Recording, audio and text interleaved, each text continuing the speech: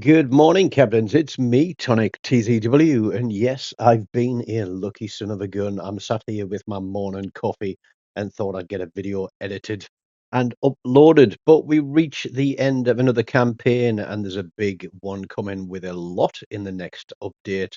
And I had a few doubloons left over from my credit for this update, so I decided to take a little bit of a roll on some of the Star Trek crates. So you'll see there at the top, we've got 4,890 doubloons. So you know I'm not tricking you by spending thousands and thousands of doubloons and then saying, hey, look, I got three crates and I got this, because I did literally buy three crates and this is what I got. We started off with Captain Janeway and I was more than happy with that one. Now I just need some resources to keep leveling her up. I have put her up to 15, or sorry, 16 too, but I've not put her on a ship yet because I haven't got any inspirations on. But quite happy with that one. And I thought, okay, will the luck continue? So there's 5,000 doubloons worth of Captain. And then we buy another crate and we flip back, and you'll notice that I buy the crates one at a time here. I don't buy bundles, I buy them individually. But we drop the Yamato skin. We are the Borg flag to go with it as well. That's another 5,000 doubloons worth. And even though I rarely play the Yamato, that is quite a nice skin for a ship. And, things come along in threes. So we'll go for one more crate and we'll flip over and we'll open that one. And I was thinking this is where I get promotion orders or something like that. But lo and behold, we drop the Tier 6 Premium British Cruiser, the IKS Bortas, and I couldn't believe my luck with that one. The only thing is that it looks like an SEX toy that you might buy from Ann Summers. If you're a child, do not ask your parents what that's about. But let's go in and have a bit of a game, shall we? So there's the Bortas.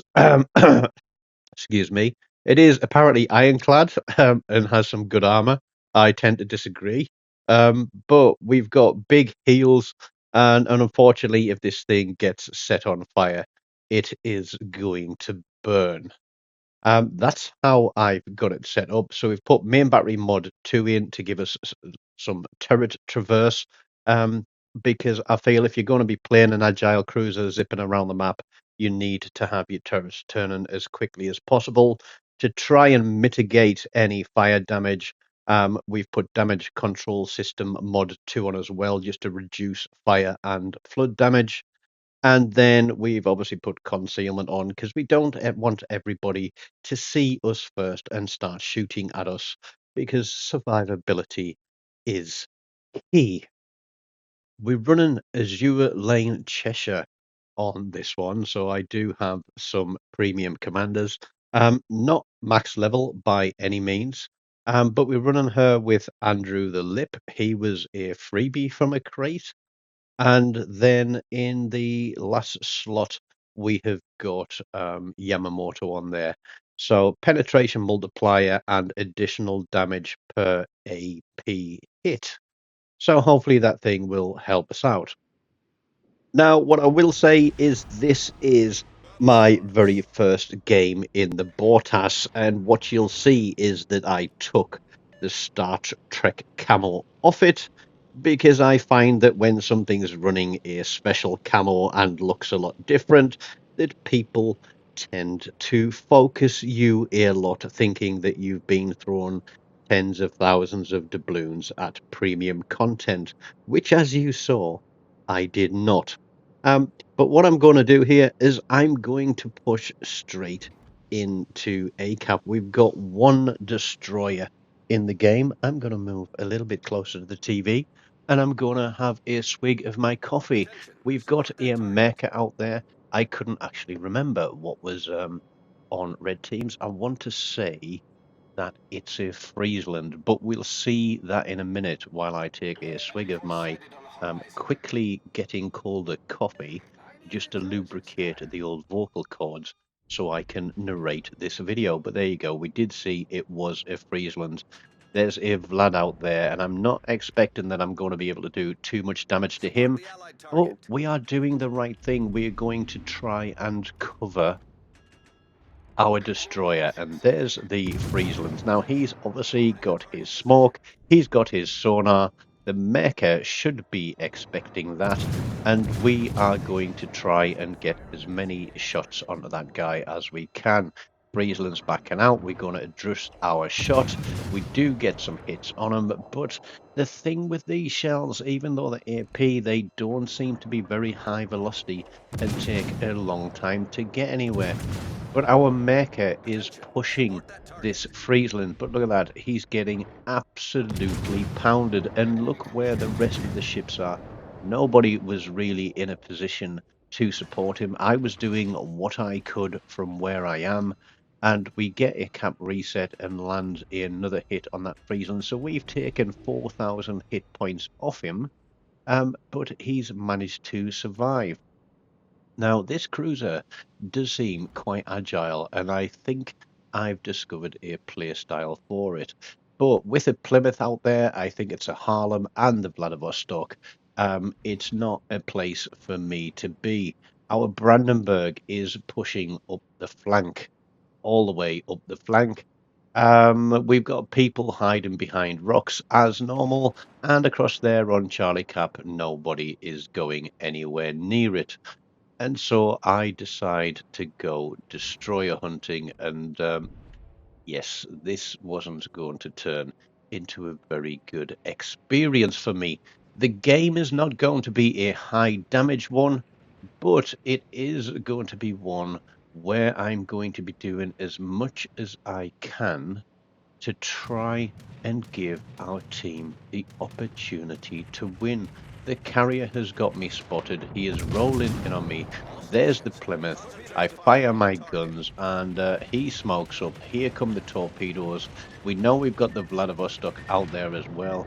There's the Myoko lining up for a shot, but he disappears as we get 2 turrets off, and we're going to put a couple of torpedoes through that smoke screen, and we want to try and go dark. Now, thankfully, it looks like that Vladivostok was firing high explosive. I'm praying to God that the Brandenburg is actually going to get around that corner to where the Plymouth is hiding and do something to help me out. Meanwhile, the battleship that's here, basically off my bow that I'm heading towards, is come out from behind his rock a little bit, but it doesn't seem to be wanting to do much to help.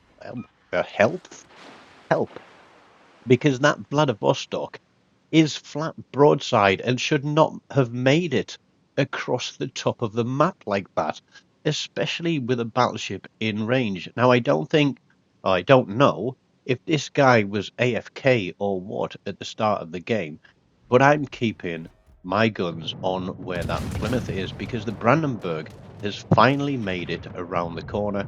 He's got torpedoes running on the Plymouth, and look at this. These shells just seem so floaty. But again, I'm doing what I can to focus a target as the carrier pays attention to us as well. We get a couple of hits. We're going to keep railing on this guy as long as we can until such time as we can't get our guns across the top of those mountains anymore. And we want to turn around and head back towards ACAP because that is the one that we are going to be able to take. Oh look, he's come alive now, that battleship. That's nice of him, isn't it? Yeah, right.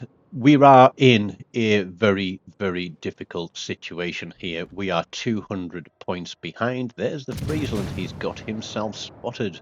And so it's good to see. Obviously, the Brandenburg secondaries are going on him. I don't know how he's managed to get himself spotted like that, but he has. And he's going to be twisting and turning. We're going to be keep piling on the shots towards him. But yeah, I think these shells could do with a little bit more velocity as the Brandenburg secondaries take out the Friesland. So neither team has a destroyer. Both teams have lost 3 ships. but red team still have a 200-point lead because for the last 5 minutes or so, they have been controlling 2 capture points. So we need to get rid of that advantage. What have we got here? We've got the Brandenburg, and I want to say it's a Flander, but he's sailing broadside to everything that's across there on Charlie Cap, and he is just getting the living daylights smacked out of him. I understand he's come off the back of the map to try and get onto a cap, but if it was me, I possibly would have pushed B cap and been bowing instead of flat broadside in the center of the map. Nobody wants to go anywhere near the Brandenburg. He is getting absolutely pounded, and I'm watching the hit points of these two ships disappear at a rapid rate as the carrier is coming in for another run there on the Flander. His torps are away, and I'm looking and thinking, this is not by any chance going to be a victory. But the Nebraska picks up the kill and is keeping red team honest.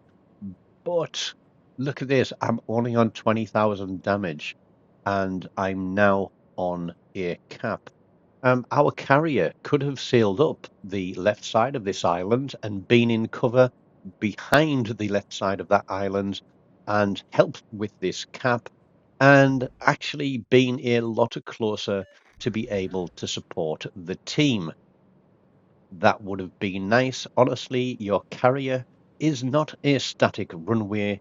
You can move it. Another swig of coffee, chaps. I am trying to stay undetected. I imagine that as this cap is turning, the carrier is going to be coming this way to pay attention to me. Red team are pretty much 300 points up now. So I've said it a million times before, guys, that in domination mode, that caps are king. They are going to make it a lot easier for you to win a game. So you do not have to bludgeon the entire red team to death. It's not all about damage. It's not all about how much XP you get. It's about playing for the win and doing everything that you can to help your team to victory. Fire my guns at the Eindracht there, and then I see there's in North Carolina. That is not something that I want to be on the receiving end of. It's an absolute nightmare waiting to happen. I've only got 2/3 of my hit points left, but we do get a couple of hits, and here comes the Eindracht, and I am expecting to be on the receiving end of some airstrikes currently. We lose a turret. We know not to try and go through the bottom of this thing because it's so hard to get a citadel. The other two battleships appear there as well, and he takes a torpedo, and then the Nebraska picks up the kill. Don't bother focusing on the big ships, Nebraska. You take the cheap shots, you take the cheap kills, and I will just take all of the damage from these guys shooting at me. But the North Carolina has made a little bit of a mistake. He's getting too close to the islands. The trajectory of these shells and the velocity at this range, 8.5 Ks, is now working in my favor because I'm not missing. We're going to stay on this cap, turn out, get ready to kite away. Now, at this moment in time, I don't care if somebody picks up that kill because him being out of the game is going to make it a little bit easier. The Karga gets a bomb drop, 25 seconds on the cap for blue team. Come on, TONIK. You can do it. You can survive. We're only just over 40k damage. We have got a couple of big ships left in the game, and they have got a lot of health left on them. And the Eindracht there that is stuck between those two ships literally had been parked behind the island screaming for intelligence data because he couldn't see anything. And that just goes to show the stupidity of some players. He was being pushed by 4 players. Instead of using his concealment and kiting away and using the ability to spot ships but not be seen himself and to drop his airstrikes on them, he literally sat there and then got into a merry-go-round around the island with 2 battleships who, rightly so, pummeled him into oblivion. So we've managed to get our second solo cap. The Constellation is the lowest health ship. There is the Vladivostok that started across on A and somehow has managed to make his way all the way around the map, taking very, very little damage. That Flander should have pummeled him when he was sailing broadside across the map. But like I said, I think he was AFK for the opening minutes of this match. And you're going to see me make a mistake now, because all I want to do is get across onto Charlie Cap, stop these points counting up. I also want to be a distraction here for this Constellation. And although I'm trying to keep my eyes peeled, this guy is going to give me a little bit of a welly, and I can't use the island for concealment because I'm spotted by one or the other. Here come the first 2 turrets, which absolutely clatter me. All I can do is keep firing my guns and take as much of this guy as I can until the inevitable happens, which is the Constellation killing me. But what they got? They're still on nearly a 200-point lead, but thankfully the Nebraska picks up yet another cheap kill. Well done. His sole contribution to the game, and he's going to feel good about it, is this drop that he's going to get on the Vladivostok with his torpedo planes, but he barely survives that hit from the Vlad, but takes down the Vlad with a dev strike to give blue team the win. So a whisker under 59,000 damage there, 3 kill assists, 13 planes down, 2 solo caps, some cap resets, and yes, 2,769 base XP with 0 kills, which is more than 600 base XP higher than the Nebraska with his 4. And just so you know I'm not fibbing, that was the results to show that it was absolutely my first game in that ship. So if I can pick a ship up out of a crate, slap a build on it, go out there and play a game and finish top of the board when normally I play destroyers, I think I deserve a little slow clap for that one. Don't forget, guys, smash the like button, leave me a comment, subscribe to the channel. There will be a couple of other videos coming up on this ship because I've had a couple of better games. So stay tuned. And as always, until next time, take care of yourselves and goodbye.